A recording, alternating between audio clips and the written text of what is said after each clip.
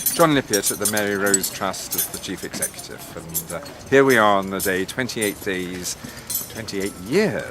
after the Mary Rose was raised, on a beautiful sunny day, which it wasn't that day 28 years ago, about to build the new museum, signing the contract today, and it's a very major milestone indeed into the way we move forward to complete the conservation of the Mary Rose and to actually make her sustainable by building a new museum. And can you just talk us through what the building will look like? Certainly. Well, the building is going to be long, low, very distinctive. It's like an oyster shell, some people describe it. It's going to be clad with dark oak planks on the outside, a zinc roof. It's going to look wonderful because it wasn't allowed to actually compete with the Victory and these lovely Georgian buildings around us. But it will stand out and it will draw people in, and I'm delighted with that. It's a jewel case, some people say, because it's got the jewel of this country, the Mary Rose, a national icon. Fantastic. Warings have been announced as the main contractor. How's that partnership come about? Well, I'm delighted. They won the tender to actually do the enabling works earlier, and so they've been working clearing the site, and they did very well. And then they competed with lots of others to get it. So it wasn't done by local favoritism or anything like that. It was done actually because they came in with the best tender, a great design, and actually we have developed a wonderful partnership with them. And it is a true partnership. You know, we are doing the same thing, we are working together. I'm just delighted. It happens to be a local company, which actually makes it much better for everyone and everyone in the local area. So that's tremendous. But that wasn't, we didn't bias anything towards them. And whilst the construction's going on, the Mary Rose is still being conserved? She is. She's being sprayed. She's been sprayed for all these 28 years since she came up.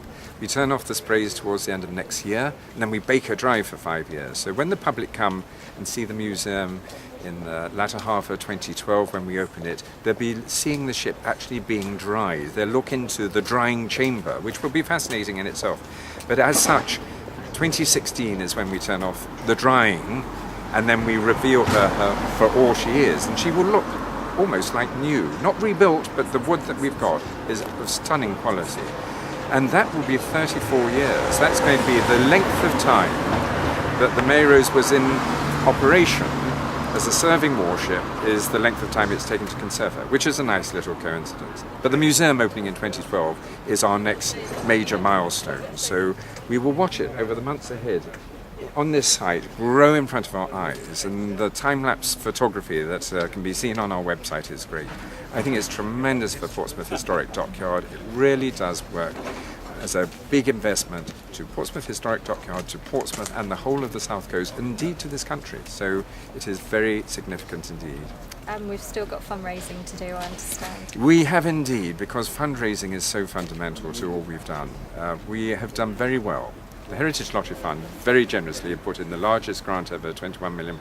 That said, we had to find £15 million ourselves, of which 11 million has been achieved. That is very significant. Everyone says to me, well done, you're there.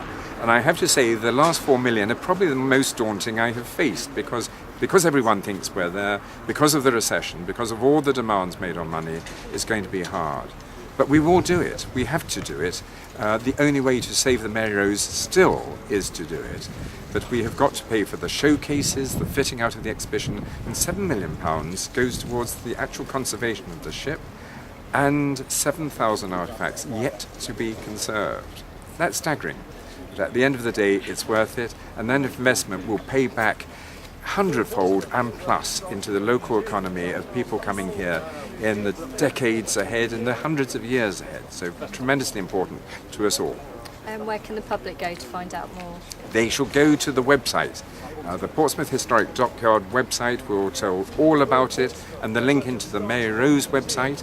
And for the people who so generously are looking to find ways, and every pound counts towards our donation, the Mary Rose 500 website talks about our appeal and how people can join us and help us, and be part of us and join our new crew. So this is a wonderful thing, and it's a very exciting project to be involved in. So I look to everyone to finding that way. Fantastic, thank you. Thanks.